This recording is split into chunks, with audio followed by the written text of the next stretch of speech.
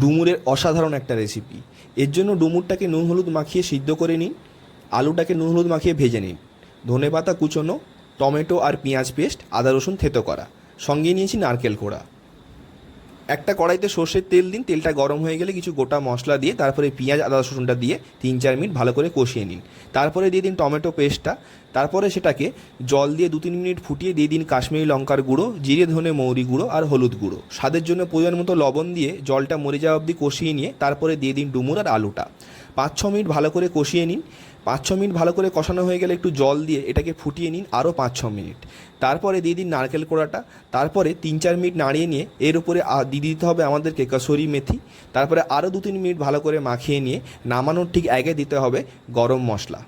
তারপরে একটা প্লেটে সাজিয়ে নিন ধনেপাতা দিয়ে, আর ভাত কিংবা রুটি যাই দিয়েই খান দারুণ লাগবে। ভিডিওটা ভালো লাগলে অবশ্যই লাইক দেবেন, চ্যানেলটা সাবস্ক্রাইব করবেন।